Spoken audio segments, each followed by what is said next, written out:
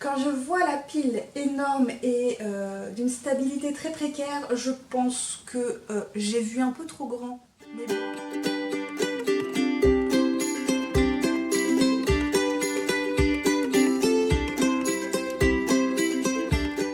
Salut tout le monde, aujourd'hui on se retrouve pour une nouvelle vidéo qui sera une pile à lire de toutes ces sagas que j'ai absolument envie de commencer cette année.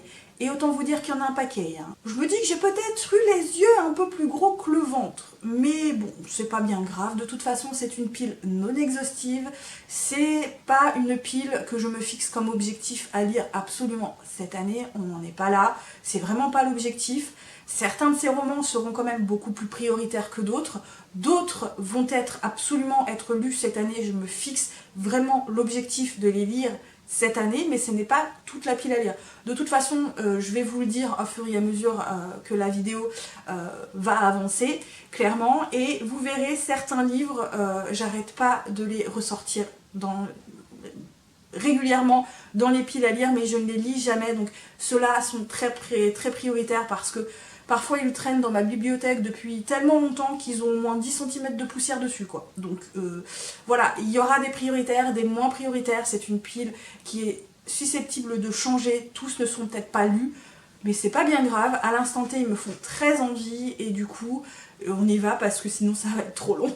Je commence du coup par la saga de la Roue du Temps de Robert Jordan, publié chez Brajlon, qui me fait envie depuis un certain temps, puisque ceux qui me suivent depuis un moment sur la chaîne, vous vous souvenez peut-être, mais il y a quelques années je m'étais procuré le premier tome en grand format à 10 € et quand j'ai vu qu'ils avaient ressorti ces très jolies éditions, j'ai été faible, j'ai craqué et je me suis donc procuré les 3 premiers tomes dans cette édition. C'est de la fantasy qui n'est pas très récente, hein. Il y a un moment qu'elle est sortie, donc c'est une réédition, ça a été réédité plusieurs fois.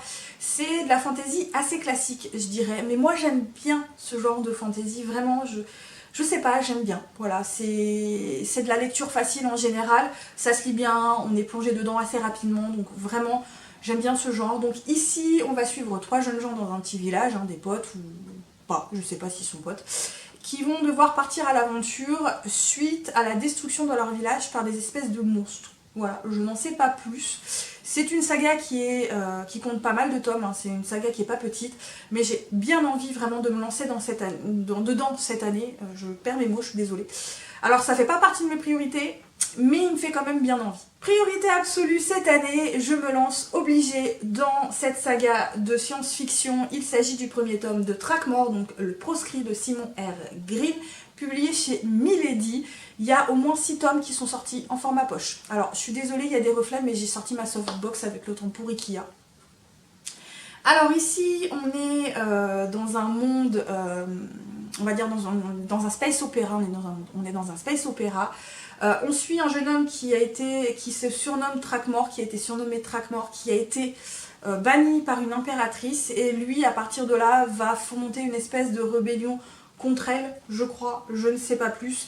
C'est un pavé, hein, les gars, et en plus les pages, elles ont commencé à jaunir. Bon, bref, ça c'est pas le plus important. C'est un pavé de 700 pages au moins. Oh ouais, plus de 700 pages. 750 pages. 760 même. C'est écrit petit, les marges sont pas très larges.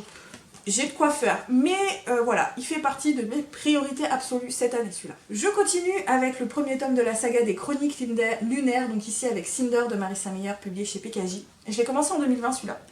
Et en fait, j'arrivais pas à rentrer dedans, mais vraiment pas. J'ai lu 80 pages, à peu près, voilà. Et je me suis arrêtée parce que je me disais que c'était pas la peine, vu que je n'arrivais pas à rentrer dedans, mais tellement pas. Ce qui fait que, en gros, de ce que j'ai lu, j'ai pas retenu grand chose. Donc c'est pour vous dire à quel point j'arrivais pas à rentrer dedans. Hein. Donc voilà, j'ai décidé que celui-ci serait dans mes priorités de 2021 à commencer, parce que il me fait toujours autant envie malgré tout. Autre priorité absolue avec le premier tome de la saga du Porteur de Lumière, donc ici le Prisme Noir de Brent Wicks, publié chez Milady. C'est un pavé, voilà, un pavé qui fait encore... ouais, 700 pages. Purée, je vous en montre des pavés pour cette année. Donc c'est une saga qui comporte déjà 5 tomes, il me semble. J'ai les 3 premiers tomes en format poche dans ma pile à lire. Et je sais pas, moi, le résumé me tape dans l'œil, ça fait des années qu'il me fait envie, donc c'est une priorité absolue pour cette année. Ici, on suit donc Gavin Gill, qui est le prisme, qui est également empereur et magicien. Il a un secret, c'est l'homme le plus puissant du monde, mais c'est également un homme qui va mourir très vite, puisque les prismes ne meurent en général pas très vieux, et il connaît en plus la date de sa mort. Ok, il n'a pas de bol, sauf qu'avant de mourir, il a 5 missions à accomplir qui semblent carrément impossibles. J'en sais pas plus, mais il me fait trop envie. Donc cette année, il est prioritaire dans les sagas que je dois commencer. Alors, celui-ci me fait tellement envie qu'il va être lu au mois de février ou au mois de mars, c'est obligé. Il me fait vraiment méga envie. Il s'agit du coup du premier tome de la saga des Fils de Brume, donc l'Empire Ultime de Brandon Sanderson, publié aux éditions J'ai lu. Donc c'était le cadeau de Noël de mes parents, enfin l'un des cadeaux de Noël de mes parents. Et il me fait envie depuis des années, celui-là. Il me fait vraiment envie depuis des années. Donc là, plus d'excuses maintenant que je l'ai dans les mains. Je vais me lancer dedans. Même si je suis dégoûtée qu'il soit tout abîmé partout, ce livre. J'ai renvoyé le plus abîmé des deux. Hein, chez Amazon, j'ai gardé celui-là, mais je suis dégoûtée quand même. Bref, c'est pas grave. Ici, on suit une jeune femme, une jeune adolescente qui s'appelle Vin, qui vit dans l'Empire Ultime, qui est une espèce de dictature. Il y a un tyran, je sais pas trop quoi. C'est un monde où il y a beaucoup de pluie, de cendres. Je sais pas trop pourquoi non plus. Elle va rencontrer un homme qui s'appelle Kessler, qui est un voleur, et va lui venir à l'idée de renverser l'Empire. J'en sais pas plus. Mais c'est encore un gros pavé, les gars. C'est encore un gros pavé qui doit faire au moins 1000 pages. Voilà, pratiquement 1000 pages. Il y a de quoi faire, mais il fait partie de mes priorités, mes méga absolues, puisqu'il va être lu prochainement. Priorité absolue également, le premier tome de la saga d'une braise sous la cendre de Sabah, Tahir, donc publié chez PKJ, donc j'ai en format poche. On l'a vu partout sur les chaînes, celui-là, il me fait super envie. Donc ici, on est dans un monde où il y avait avant deux clans, on va dire, l'armée et les érudits. L'armée a pris le dessus sur les érudits, et depuis, ce sont des tyrans, clairement. Ils empêchent tout le monde de lire. Attention à ceux qui se font choper en train de lire ou écrire, à la punition, hein, on va dire. Et on va suivre donc une jeune fille qui s'appelle Laïa, qui est une esclave. Son frère va monter une rébellion, je crois. Et il va se faire capturer par l'armée, et elle va vouloir du coup le libérer, et pour ça elle va s'acoquiner avec Elias, qui lui fait partie du clan adverse. Je n'en sais pas plus, mais voilà, j'en ai entendu du bien partout sur toutes les chaînes, et il me fait super envie. Je continue avec cette autre priorité absolue et le premier tome du coup de la saga des Gardiens des Cités Perdues de Shannon Messenger, publié chez PKJ, encore une fois en format poche, avec une très très jolie couverture. C'est du très jeunesse, il me semble. Il me semble que c'est du très jeunesse, mais voilà, il me fait bien envie. J'ai bien envie de voir si moi ça me plaira, puisque je l'ai vu passer sur beaucoup de chaînes, ça plaît au plus grand nombre, même si certains tomes plaisent un peu moins apparemment, mais moi voilà, il me fait très envie. Donc ici on suit une jeune fille de 12 ans qui est apparemment pas si humaine que ça, et qui va être envoyée dans une école pour des enfants un peu comme elle. Ça me fait un peu penser à Harry Potter, quand je le dis comme ça. Ouais, mais bon, c'est apparemment plus que Harry Potter, ou différent d'Harry Potter.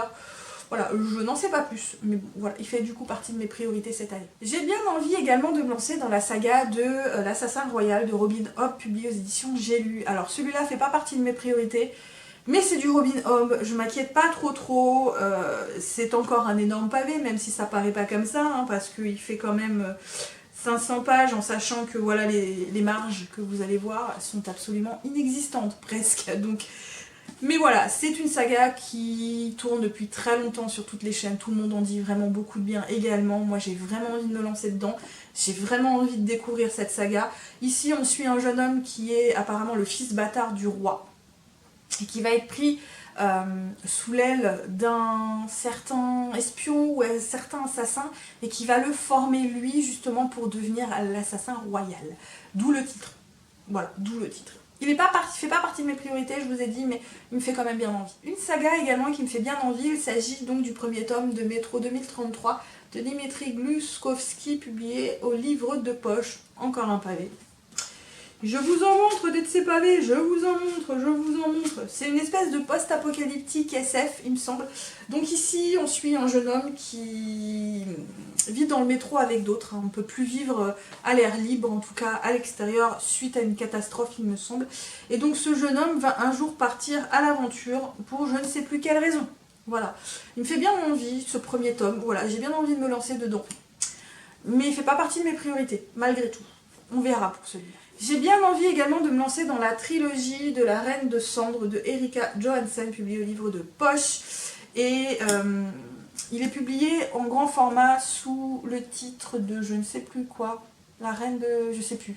Je sais plus c'est quoi le titre du grand format. Je sais plus, on s'en fout. Donc ici on suit une jeune fille qui est princesse et qui va vouloir récupérer son trône. Dans les grandes lignes. Je n'en sais pas plus. Je me souviens plus trop du résumé.